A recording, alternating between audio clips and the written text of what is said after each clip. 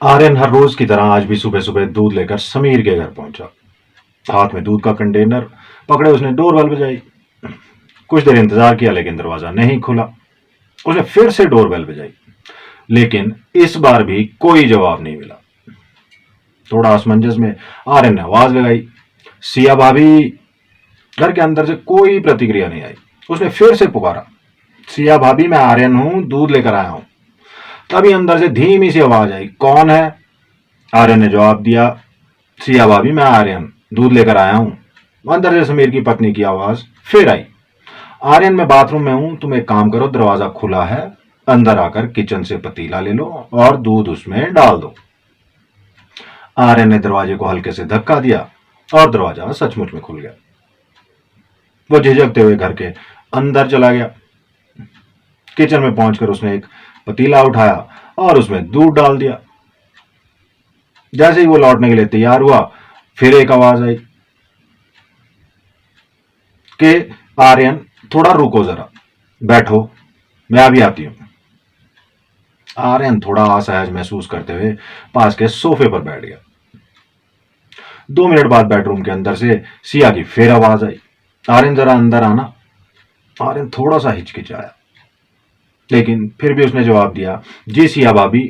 और वो धीरे धीरे बेडरूम की ओर बढ़ा। जैसे ही उसने कमरे में कदम रखा, सामने का नजारा देख के उसका दिल तेजी से धड़कने लगा। सिया कमरे के अंदर खड़ी थी लेकिन वो अर्धनग्न अवस्था में थी। उसकी नजरें आर्यन की ओर थी और आर्यन के तो पसीने छूट गए। कमरे में अजीब सा सन्नाटा छा गया। आर्यन खुद को संभालने की कोशिश कर रहा था लेकिन उसकी धड़कनें बेकाबू थी। आर्यन जो हर रोज दूध देने आता था, उस दिन अपनी डिलीवरी के बाद जैसे ही दरवाजे पर खड़ा हुआ, सिया ने उसे अंदर बुलाया। सिया की आवाज में एक अजीब सी खनक थी। वो कमरे के अंदर खड़ी हुई एक हाथ से अपनी साड़ी के पल्लू को थामे हुए और दूसरी तरफ झिझकते हुए बोली, आर्यन देखो तो, मेरे ब्लाउज के हुक नहीं लग रहे, जरा मदद तो करो। आर्यन का तो चेहरा लाल हो गया। वो थोड़ा झिझका लेकिन सिया के कहने पर धीरे धीरे उसके करीब आया। उसकी सांसें तेज हो रही थी। कांपते हाथों से उसने ब्लाउज के हुक को पकड़ने की कोशिश की। जैसे ही उसकी उंगलियां सिया की पीठ को छूने लगी, एक अजीब सी सिहरन दोनों के बीच दौड़ गई। सिया ने हल्की सी सिसकी ली और आर्यन की आंखों में देखा। आर्यन को लगा जैसे किसी ने उसे जड़ कर दिया। सिया जो अभी सिर्फ 23 साल की थी, 6 महीने पहले ही समीर नामक बैंक मैनेजर से शादी कर चुकी थी। वो बेहद खूबसूरत और पढ़ी लिखी महिला थी लेकिन उस पल में उसके विवाह में एक ऐसी बात थी जो किसी आम परिस्थिति से परे थी। जैसे ही आर्यन ने हुक लगाया, सिया ने पलटकर उसकी आंखों में देखा। उस नजर में एक ऐसा आमंत्रण था जो शब्दों के बिना ही सब कुछ कह गया। कमरे की खामोशी में उनकी सांसों की आवाज गूंज रही थी। सिया के चेहरे पर हल्की सी मुस्कान और आंखों में एक रहस्यमय चमक थी। लेकिन इस सब के पीछे आखिर का क्या कारण था? एक पढ़ी लिखी, खूबसूरत और नवविवाहिता महिला जिसे हर प्रकार की सुख सुविधा मिल रही थी, वो आखिर क्यों इस तरह का कदम उठाने के लिए मजबूर थी? क्या उसकी शादीशुदा जिंदगी में कोई कमी थी या उसके दिल में कोई ऐसा दर्द था जिसे वो किसी से कह नहीं पा रही थी? इस घटना ने आर्यन को तो उलझन में डाल दिया। उसकी जिंदगी में यह पहली बार था कि उसने किसी महिला के साथ इतना नजदीकी अनुभव किया। लेकिन सिया की तरफ से ऐसा आमंत्रण क्यों आया? क्या यह उसकी मजबूरी थी या उसकी चाहत? दोस्तों, इस सवाल का जवाब उस कमरे में छुपा था, लेकिन यह कहानी यहीं खत्म नहीं होती। और दोस्तों, उसके बाद जो हुआ वो हर किसी को सोचने पर मजबूर कर देने वाली घटना थी। यह कहानी वहीं से शुरू होती है जहां पर एक साधारण सा जीवन जीने वाला दंपति समीर और सिया अपनी नई शादीशुदा जिंदगी की शुरुआत कर रहे थे। लेकिन यह साधारण सी दिखने वाली कहानी एक ऐसा मोड़ लेगी जिसकी आप कल्पना भी नहीं कर सकते। नमस्कार दोस्तों, मैं आपका दोस्त एक बार फिर से हाजिर हूं एक सच्ची घटना लेकर। अगर आप हमारे चैनल पर नए हैं तो अभी सब्सक्राइब कर लीजिए, बेल आइकन को प्रेस कर दीजिए ताकि हर कहानी आप तक सबसे पहले पहुंचे। वीडियो को लाइक जरूर कीजिएगा और कमेंट में बताइए कि आप इस कहानी को किस शहर या गांव से देख रहे हैं। और हाँ, अपना नाम हमें जरूर बताएं ताकि मैं अपने अगले वीडियो में आपका नाम और आपके शहर या गांव का जिक्र करूं। तो चलिए आपको लेकर चलता हूं इस कहानी की शुरुआत पर। यह कहानी गाजियाबाद की है, जहां समीर अपने परिवार के साथ रहता था। समीर मूल रूप से उत्तर प्रदेश के मुरादाबाद जिले का रहने वाला था। उसके परिवार में माता पिता, एक छोटा भाई और एक छोटी बहन शामिल थे। 1.5 साल पहले उसे एक नेशनल बैंक में नौकरी मिली थी और उसकी पोस्टिंग गाजियाबाद में हुई थी।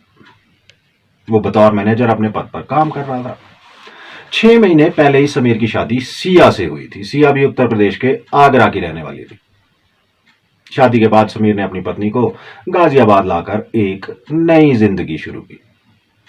पहले वो अकेले रहने के लिए एक छोटे से कमरे में किराए पर रहता था, लेकिन जब सिया उसके साथ आई तो उसने एक अच्छी कॉलोनी में एक बड़ा और आरामदायक कमरा किराए पर लिया। सिया के साथ उसकी शादी को अब 4 महीने हो चुके थे। शुरुआत में सब कुछ सामान्य और खुशहाल लग रहा था। दोनों का जीवन एक नई शुरुआत की तरह था, जिसमें हर दिन एक नई उम्मीद होती थी। लेकिन इस कहानी का असली मोड़ तब आया जब उनके जीवन में कुछ ऐसा घटित हुआ जो समीर और सिया के रिश्ते पर सवाल खड़ा कर गया। तो दोस्तों, ये कहानी यहीं से शुरू होती है और आगे जाकर आपको ऐसे मोड़ पर ले जाएगी जहां हर किरदार की परतें धीरे धीरे खुलेंगी। क्या वजह थी कि सिया ने कुछ ऐसा किया जो समीर की जिंदगी बदल कर रख देगा? क्या यह सब कुछ एक गलती थी या इसके पीछे छुपे थे कुछ अनकहे राज? दोस्तों, पूरी कहानी को विस्तार से समझने के लिए हमारे साथ अंत तक बने रहिएगा। यह कहानी ना सिर्फ रिश्तों की जटिलताओं को दिखाती है, बल्कि यह भी बताती है कि कैसे एक छोटी सी घटना आपकी जिंदगी का रुख बदल सकती है। तो चलिए अब आपको इस घटना की गहराई में लेकर चलते हैं। समीर जब गाजियाबाद में अपनी पत्नी सिया के साथ रहने लगा तो स्वाभाविक रूप से घर की जरूरतें पूरे करने के लिए उसे एक दूध वाले की जरूरत महसूस हुई। गली मोहल्ले में हर सुबह दूध बेचने वाले कई लोग आते थे, लेकिन समीर ने आर्यन को चुना। आर्यन मोहल्ले के लगभग हर घर में दूध पहुंचाया करता था। वो जवान, खुशमिजाज और मिलनसार था। समीर रोज सुबह 9 बजे तक ऑफिस के लिए निकल जाया करता था। वो एक बैंक में मैनेजर के पद पर कार्यरत था। सुबह का समय सिया के लिए अकेलापन लेकर आता था, क्योंकि पति के ऑफिस जाने के बाद वो घर पर अकेली रह जाती थी। और इसी दौरान आर्यन हर रोज लगभग 11 से 11:30 बजे के बीच दूध लेकर आता था। शुरुआत में आर्यन और सिया के बीच सिर्फ एक औपचारिक रिश्ता था। वो दरवाजे पर दूध दे जाता और सिया पैसे दे देती। लेकिन समय के साथ दोनों के बीच हल्की फुल्की बातें शुरू हो गई। आर्यन के व्यक्तित्व में कुछ ऐसा था जो लोगों को अपनी ओर खींच लेता था, और सिया खुद भी बेहद मिलनसार और बातूनी स्वभाव की थी। दोनों में धीरे धीरे बातचीत लंबी होने लगी। वो दरवाजे पर खड़े खड़े गपशप करने लगे। सिया कभी अपने पति परिवार की बातें करती तो कभी अपनी कॉलेज लाइफ के किस्से साझा करती। वो यहां तक कि अपने पुराने दोस्तों और बॉयफ्रेंड के किस्से भी छेड़ देती। वहीं आर्यन भी अपनी जिंदगी के मजेदार और शरारती किस्से सुनाने लगा। वो अपने गांव की कहानियां, वहां की बदमाशियां और अपनी पुरानी गर्लफ्रेंड्स के साथ किए गए शरारती किस्से बड़े ही जोश से सुनाता था। धीरे धीरे ये बातें दरवाजे तक सीमित नहीं रही। आर्यन अब दूध देने के बाद बैठक में जाकर बैठने लगा।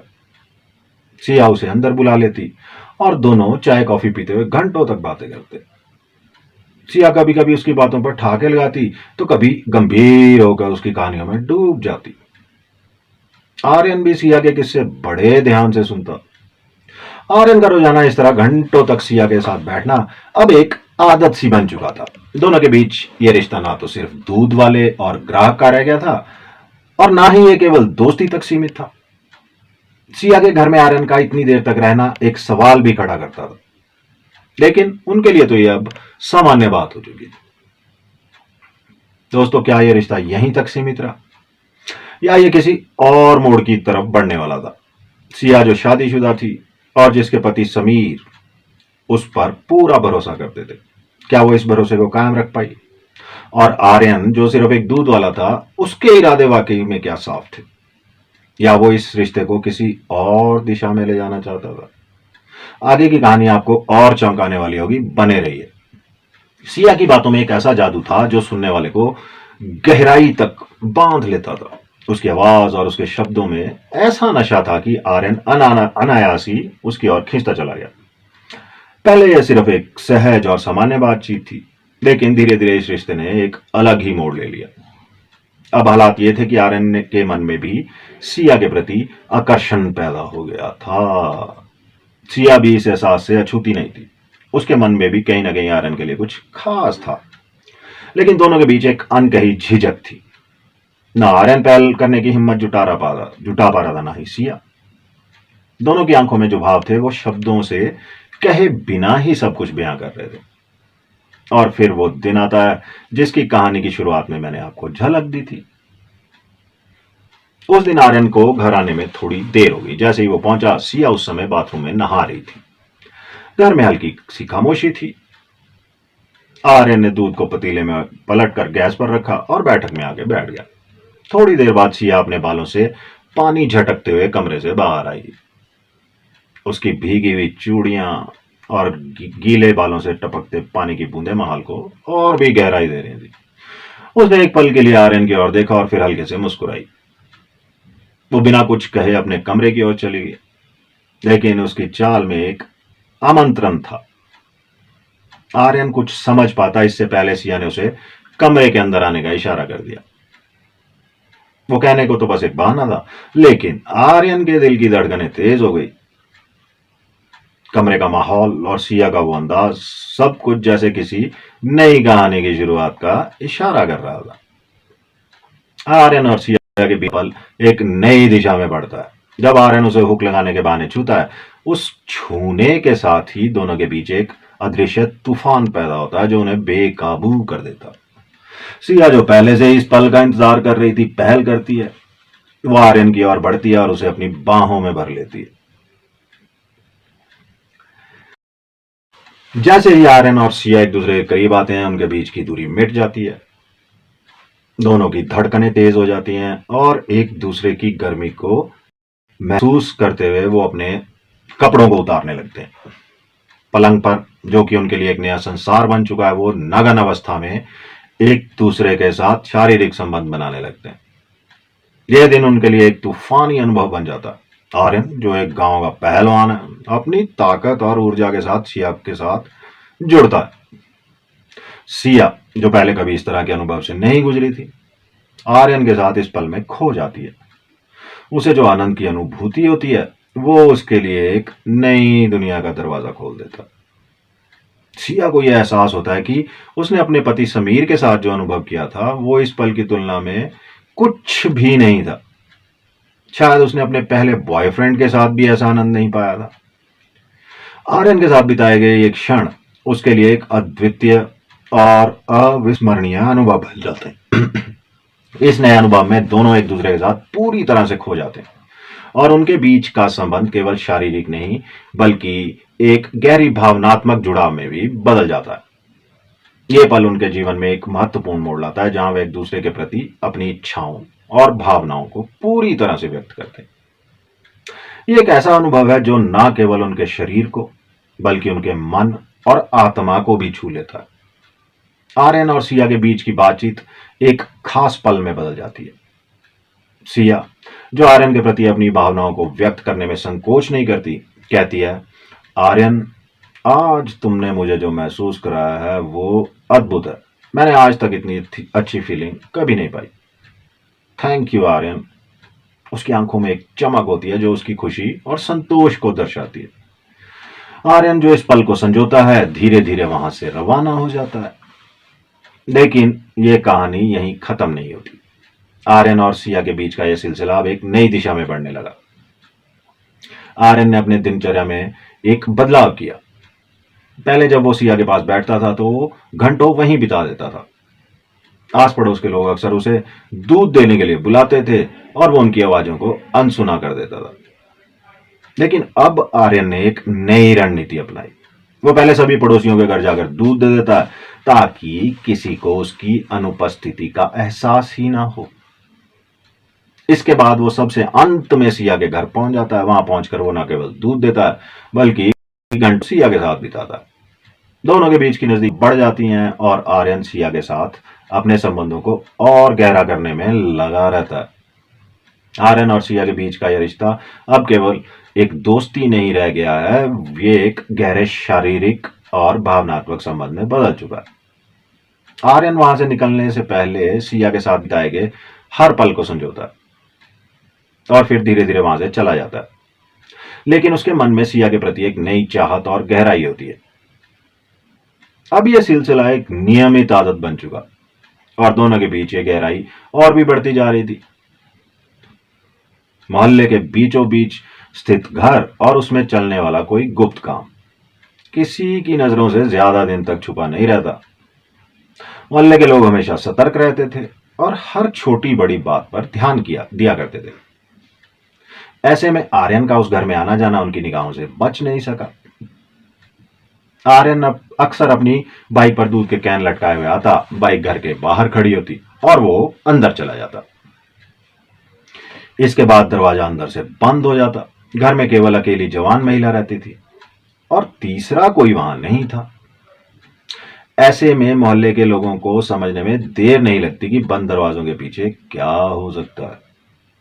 धीरे धीरे इस बात की चर्चा हर गली और नुक्कड़ पर होने लगी। ये सिलसिला लगभग 3 से 4 महीनों तक चलता रहा।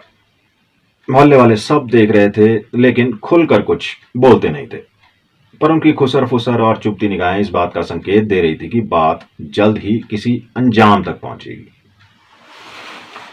एक दिन जब समीर अपने काम पर जाने के लिए घर से निकल रहा था, मोहल्ले के एक बुजुर्ग चाचा से टकरा गया। समीर ने उन्हें बड़े आदरपूर्वक नमस्ते की और बदले में चाचा ने उससे हालचाल पूछते हुए एक अजीब सी बात कह दी।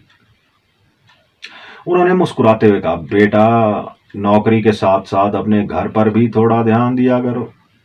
तुम तो बैंक में लोगों के खाते खोलते हो, पर ध्यान रखना कहीं तुम्हारे घर में कोई और खाता ना खोल जाए। समीर ये सुनकर थोड़ी देर के लिए चौंक गया, लेकिन उस समय वो कुछ समझ नहीं पाया। वह मुस्कुराकर चला गया, लेकिन चाचा की कई बात उसके दिमाग में बार बार गूंजती रही। उसे समझ नहीं आ रहा था कि यह बात क्यों कही गई और उसका क्या मतलब हो सकता है। 2-3 दिन बाद वही चाचा फिर से समीर से टकराए। इस बार समीर के चेहरे पर थोड़ा संशय था और चाचा की बात में एक और गहरी बात छिपी थी।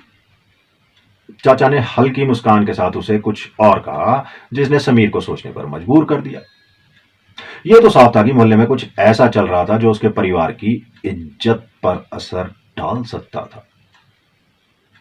समीर ने आखिरकार अपनी उलझन को दूर करने का फैसला किया। जब अगली बार मोहल्ले के चाचा से मुलाकात हुई तो उसने समय गंवाए सीधे ही पूछ लिया, चाचा, उस दिन जो आपने मुझसे कहा था मैं पूरी तरह से समझ नहीं पाया। कृपया मुझे स्पष्ट बताइए कि आप कहना क्या चाहते हैं। अब चाचा ने भी गहरी सांस ली और कहा, देखो बेटा, ये तुम्हारी निजी जिंदगी है, इसमें दखल देना मेरा हक नहीं है, लेकिन जो कुछ हो रहा है वो तुम्हारी जानकारी के बिना और तुम्हारी पीठ के पीछे हो रहा है, इसलिए मैंने सोचा तुम्हें बता देना चाहिए। चाचा ने अपनी बात को गंभीरता से जारी रखा। तुम्हारे घर का जो दूध वाला है आर्यन, वो तब आता है जब तुम ऑफिस में होते हो, लेकिन दूध देकर वो तुरंत नहीं जाता। वो घंटों तुम्हारे घर में रुकता है और इस दौरान तुम्हारे घर का दरवाजा अंदर से बंद रहता है। अब अंदर क्या होता है ये तो तुम खुद समझदार हो और मैं ज्यादा कुछ कहने की जरूरत नहीं समझता। तुम्हारा भला बुरा तुम्हारे हाथ में है। मुझे लगा कि तुम्हें बताना चाहिए, इसलिए बता दिया। चाचा की ये बात सुनकर कहकर वो तो वहां से चले गए। उनके बाद समीर का मन भी शांत नहीं हो पाया। वो ऑफिस के लिए तो निकल गया, लेकिन चाचा की बात उसके दिमाग में घूमती रही। पूरे दिन वो इसी सोच में डूबा रहा कि आखिर सच क्या है। आखिरकार उसने ठान लिया कि इस मामले की सच्चाई वो हर हाल में सामने लाकर रहेगा। अगले दिन समीर रोज की तरह तैयार होकर बैंक के लिए निकल पड़ा। ऑफिस पहुंचने के करीब 1 घंटे बाद, यानी 11 साढ़े 11 बजे के बीच, उसने अपनी पत्नी सिया को फोन किया। आवाज में बेहद सामान्य अंदाज रखते हुए उसने कहा, सिया, मुझे अचानक ऑफिस के काम से दिल्ली जाना पड़ रहा है। एक अर्जेंट मीटिंग है, तो शायद मुझे रात को वहीं रुकना पड़े। हो सकता है कि मैं कल दोपहर तक ही घर लौटूं। तुम अपना ख्याल रखना। सिया ने भी बिना किसी शक के जवाब दिया, आशंका के। ठीक है, आप अपना भी ख्याल रखना। ये कहते उसने फोन काट दिया। लेकिन समीर के दिमाग में सब कुछ पहले से ही एक योजना के तहत चल रहा था। उसी दिन दोपहर करीब 12 बजे आर्यन रोज की तरह दूध लेकर समीर के घर पहुंचा। सिया ने दरवाजा खोला और दोनों अंदर चले गए। थोड़ी ही देर में आर्यन और सिया अपनी इच्छाओं में खो गए। उनकी मुलाकातें अब सिर्फ दूध देने तक तो सीमित नहीं रह गई थी। यह एक ऐसा रिश्ता बन चुका था जिसमें वासना और हवस हावी हो चुकी थी। इस बार जब आर्यन जाने के लिए उठा तो सिया ने उसे रोकते हुए कहा, रुको, आज मत जाओ। आर्यन ने मुस्कुराते हुए कहा, भाभी कैसी बातें कर रही हो, अगर समीर आ गए तो? सिया ने तुरंत जवाब दिया, तुम फिक्र मत करो, समीर आज नहीं आएगा। उसने बताया कि वो दिल्ली गया है और कल दोपहर तक लौटेगा। ये सुनकर आर्यन थोड़ी देर के लिए ठहर गया। उसने सिया की बात मान ली और रुकने का फैसला किया। लेकिन उन्हें यह अंदाजा नहीं था कि समीर ने जो जाल बिछाया है वो अब धीरे धीरे सच्चाई को उनके सामने लाने वाला था। आर्यन ने सिया की बात सुनकर कहा, भाभी अगर ऐसा है तो मैं अभी जा रहा हूं, लेकिन शाम को वापस लौट कर आऊंगा। उसके बाद हम पूरी रात साथ रहेंगे। सिया ने थोड़ी नाराजगी जताते हुए कहा, नहीं, मुझे तुम पर भरोसा नहीं, क्या पता तुम वापस ना हो और मैं पूरी रात अकेले तुम्हारा इंतजार करती रह जाऊं। आर्यन ने सिया को विश्वास दिलाने के लिए कहा, अगर तुम्हें मुझ पर भरोसा नहीं है तो मैं अपनी दूध की लोहे की कैन यहीं छोड़कर जाता हूं। यह सबूत होगा कि मैं लौट कर आऊंगा। जब शाम को वापस आऊंगा तो इसे लेकर ही जाऊंगा। यह सुनकर सिया ने हामी भर दी और आर्यन अपनी बाइक को और दूध की कैन छोड़कर चला गया। दिन भर का समय धीरे धीरे बीत गया। सिया बेसब्री से शाम को इंतजार करती रही। रात करीब 8 से 8:30 बजे के बीच आर्यन लौट कर आया। सिया ने दरवाजा खोला और आर्यन सीधा घर के अंदर दाखिल हो गया। सिया ने आर्यन के लिए डिनर भी तैयार कर रखा था। दोनों ने साथ बैठकर खाना खाया। खाने के बाद दोनों फिर अपने निजी पलों में खो गए। यह सिलसिला पूरी रात चलता रहा। सिया और आर्यन अपने रिश्ते की यादें पार कर रहे थे, लेकिन उन्हें इस बात का अंदाजा नहीं था कि उनकी यह दुनिया बहुत जल्द उजड़ने वाली है। सुबह होते ही आर्यन ने अपनी कैन उठाई और घर से निकल गया। सिया ने दरवाजा बंद किया, लेकिन उसके चेहरे पर एक संतोष था, जैसे उसने अपनी इच्छाओं को पूरा कर लिया। दोपहर हो गई, शाम भी आ गई, लेकिन समीर जो दिल्ली के लिए निकला था अब तक घर नहीं लौटा। सिया ने दोपहर में समीर को कॉल करने की कोशिश की, लेकिन उसका फोन स्विच ऑफ आ रहा था। समीर के लगातार संपर्क में ना आने से सिया की चिंता बढ़ने लगी। उसने पूरी रात इंतजार किया, लेकिन समीर का कोई पता नहीं चला। अगले दिन सुबह सिया ने अपने माता पिता को फोन किया और उसने कहा समीर दिल्ली के लिए निकला था और कहकर गया था कि वो अगले दिन दोपहर तक लौट आएगा। लेकिन आज दूसरा दिन हो गया और अब तक वो वापस नहीं आया। उसका फोन भी लगातार स्विच ऑफ आ रहा। यह सुनकर सिया के माता पिता घबरा गए। उन्होंने समीर के परिवार को इसकी जानकारी दी और सभी ने मिलकर समीर से संपर्क करने की कोशिश की, लेकिन कोई सफलता नहीं मिली। समीर के परिवार ने सिया से कहा, तुम तुरंत पुलिस स्टेशन जाओ और गुमशुदगी की रिपोर्ट दर्ज कराओ और हम गाजियाबाद के लिए निकल रहे हैं। सिया घबराई हुई पुलिस स्टेशन पहुंची और पूरी घटना पुलिस को बताई। उसने कहा, समीर सुबह बैंक के लिए निकले थे। 11:30 बजे उन्होंने मुझे कॉल किया और बताया कि उन्हें दिल्ली किसी अर्जेंट काम के लिए जाना पड़ रहा है। उन्होंने कहा था कि वो अगले दिन दोपहर तक लौट आएंगे, लेकिन अब तो दूसरा दिन हो गया है। उनका फोन भी लगातार स्विच ऑफ आ रहा है। मुझे कुछ समझ नहीं आ रहा है कि मैं क्या करूं। अब पुलिस ने गुमशुदगी की रिपोर्ट दर्ज कर ली और तुरंत जांच शुरू कर दी। समीर के फोन नंबर को सर्विलांस पर लगाया गया। पुलिस ने समीर के ऑफिस, दोस्तों और अन्य संपर्क भी पूछताछ की। अब हर कोई परेशान था कि आखिर समीर कहां गायब हो गया भाई। इस बीच सिया के मन में यह डर भी बढ़ रहा था कि कहीं उसकी और आर्यन की हरकतें भी इस गुमशुदगी से ना जुड़ जाएं। लेकिन सच्चाई जो भी थी वो अब धीरे धीरे सामने आने वाली थी। पुलिस ने जब समीर की कॉल डिटेल्स निकाली तो सिया की बात सही साबित हुई। 11:30 बजे समीर ने अपनी पत्नी सिया को फोन तो किया था। सिया का बयान सही था। लेकिन इसी जांच के दौरान पुलिस को ऐसी जानकारी मिली जिसने मामला और उलझा दिया।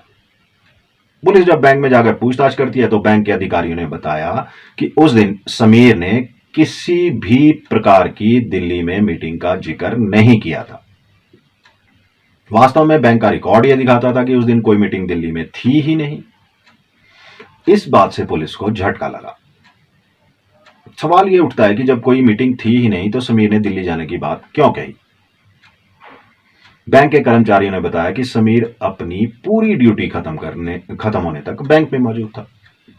वो शाम को बैंक के बंद होने के बाद वहां से निकला। इसके बाद वो कहां गया किसी को कोई जानकारी नहीं थी। पुलिस अब इस उलझन में थी कि समीर ने अपनी पत्नी और बैंक दोनों से झूठ क्यों बोला।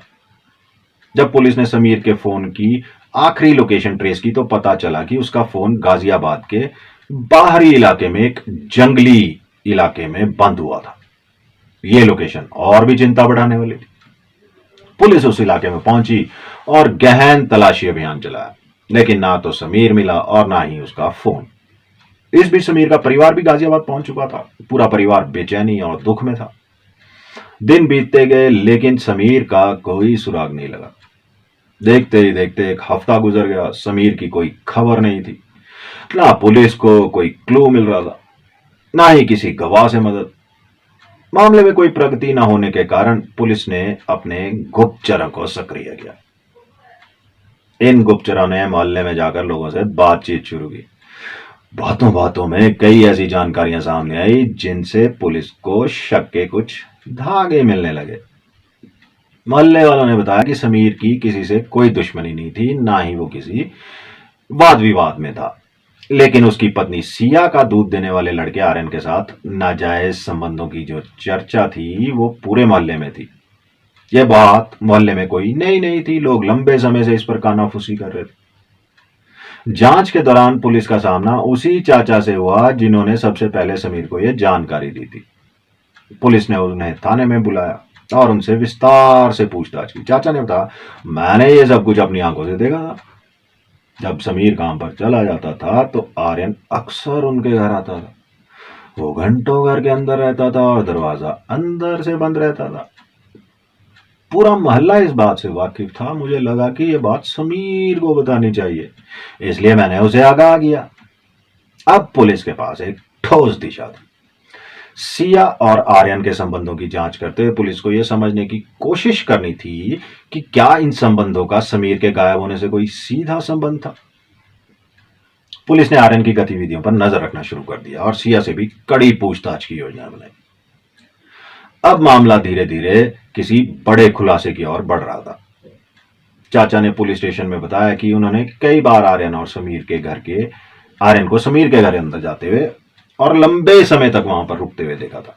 उन्होंने यह भी कहा कि यह बात उन्होंने 2 बार समीर को बताई थी। समीर के लापता होने से ठीक एक दिन पहले ही उन्होंने समीर को सारी सच्चाई बताई थी। यह सुनते ही पुलिस का शक पूरी तरह सिया और आर्यन पर केंद्रित हो गया। पुलिस ने तुरंत आर्यन को हिरासत में लिया और सिया को पूछताछ के लिए बुलाया। सिया ने हर सवाल का जवाब यही दिया कि उसे समीर के बारे में कुछ भी नहीं पता। लेकिन जब पुलिस ने आर्यन पर दबाव बढ़ाया तो आखिरकार वो टूट गया। जो कहानी आर्यन ने बताई उसने पूरे मामले का रुख बदल दिया। आर्यन ने बताया कि उस रात जब वो और सिया अपने शारीरिक रिश्तों में डूबे हुए थे, रात के लगभग 11 साढ़े 11 बजे के बीच अचानक समीर घर लौट आया। समीर को अपने घर के कोने कोने की जानकारी थी, इसलिए उसने खिड़की से झांक कर देखा। जो नजारा उसने देखा उसने उसके होश उड़ा दिए। उसकी पत्नी सिया उसी के बिस्तर पर दूध वाले आर्यन के साथ नग्न अवस्था में संबंध बना रही थी। ये सब देखकर समीर का खून खौल उठा। वो तुरंत मेन गेट पर पहुंचा और घंटी बजाई। अचानक घंटी बजने पर सिया और आर्यन दोनों घबरा गए। सिया ने खुद को जल्दी से संभाला और दरवाजा खोला, लेकिन जैसे ही उसने अपने पति समीर को सामने देखा वो कांपने लगी। समीर गुस्से से लाल पीला होकर सिया को धक्का देते हुए अंदर दाखिल हुआ। उसने सिया को 2 तमाचे जड़ दिए और चीखते होगा, मेरे पीछे तुम ये सब करती हो? शादी को अभी सिर्फ 6 महीने हुए और तुमने मेरा विश्वास तोड़ दिया। आखिर मुझ में ऐसी कौन सी कमी रह गई थी जो तुम्हें ये सब करना पड़ा? समीर की चीख पुकार सुनकर आर्यन भी कमरे से बाहर आ गया। उसे देखते ही समीर का गुस्सा और भड़क गया। उसने आर्यन पर चिल्लाते हुए कहा, तू एक दूध वाला है, तुझे हिम्मत कैसे हुई मेरे घर में आकर यह सब करने की? मैं तुझे जेल भिजवा दूंगा। समीर ने तुरंत अपना फोन उठाया और सिया के घर वालों को सच्चाई बताने के लिए नंबर डायल करने लगा। सिया ने समीर से हाथ जोड़कर मिन्नतें कर की, प्लीज समीर ऐसा मत करो, किसी को मत बताओ। लेकिन समीर ने उसकी एक ना सुनी। सिया ने समीर का फोन छीनने की कोशिश की। छीना झपटी में समीर ने गुस्से में सिया को धक्का दे दिया, जिससे वो दूर जाकर गिर पड़ी। उसी समय आर्यन ने पीछे से एक लोहे की दूध की केन उठाई और समीर के सिर पर पूरी ताकत से वार कर दिया। एक ही वार में समीर का सिर फट गया। वो तुरंत जमीन पर गिर पड़ा और पूरे फर्श पर खून फैल गया। समीर ने मौके पर ही दम तोड़ दिया। आर्यन और सिया दोनों सन्न रह गए। यह घटना उनकी उम्मीदों से परे थी। आर्यन की यह स्वीकार हो इसके लिए केस को सुलझाने में सबसे बड़ी कड़ी बन गई। अब पुलिस को यह समझ आ गया कि समीर के गायब होने और उसकी हत्या के पीछे सिया और आर्यन के अवैध संबंधों की कहानी थी। लेकिन अब पुलिस को यह तय करना था कि इस अपराध के लिए दोनों पर कौन कौन सी कानूनी धाराएं लगाई जाएं और इस मामले को अदालत में पेश किया जाए। मामला अब न सिर्फ एक पति के साथ धोखे का था, बल्कि हत्या की साजिश का रूप ले चुका था। जब समीर की जान चली गई तो अचानक सब कुछ ठहर सा गया। आर्यन और सिया दोनों स्तब्ध खड़े रह गए। उनके समझ से परे था कि यह सब इतनी जल्दी और अचानक कैसे हो गया। अब जो होना था वो तो हो गया था, लेकिन उनके दिमाग में एक ही सवाल था, अब क्या किया जाए। दोनों घबराए हुए थे, लेकिन उन्हें तुरंत एक योजना बनानी थी ताकि इस घटना को छिपाया जा सके। सिया और आर्यन ने पूरी रात इसी पर चर्चा की कि समीर की लाश को कैसे ठिकाने लगाया जाए। घर के पीछे की खाली जमीन, जो दीवार और कंपाउंड के बीच करीब 10-15 फीट का खाली जगह थी, उनके लिए बिल्कुल सही थी। उसी रात आर्यन और सिया ने एक गहरा गड्ढा खोदा। समीर की लाश को गड्ढे में दफनाया गया। मिट्टी डालकर जगह को समतल किया गया और उस पर गमले और पौधे रख दिए ताकि किसी को शक न हो। काम पूरा होने के बाद आर्यन वहां से चला गया और सिया ने अगली सुबह तक सब कुछ नॉर्मल दिखाने की कोशिश की। दूसरे दिन सिया ने अपने परिवार को फोन किया और उन्हें यह झूठी कहानी बताई कि समीर दिल्ली किसी काम से गया था, लेकिन वो अब तक वापस नहीं लौटा। उसने यह भी कहा कि समीर का फोन स्विच ऑफ है और वो बेहद चिंतित है। यह सुनकर समीर के परिवार ने तुरंत सिया को पुलिस में शिकायत दर्ज कराने के लिए कहा। पुलिस ने भी शिकायत दर्ज की और तुरंत जांच शुरू की। जैसे जैसे मामले की तहकीकात आगे बढ़ी, सिया और आर्यन की बनाई कहानी कमजोर पड़ने लगी। पुलिस को सिया के झूठ और उसके व्यवहार पर शक हुआ। जांच में जब पुलिस ने समीर की कॉल डिटेल्स और बैंक की संबंधित जानकारी निकाली तो यह साफ हो गया कि सिया झूठ बोल रही है। जब पुलिस ने गुप्तचरों को मोहल्ले में भेजा तो उन्हें आर्यन और सिया के अवैध संबंधों के बारे में जानकारी मिली, और जो ये बात थी वो मोहल्ले में पहले से चर्चा का विषय थी।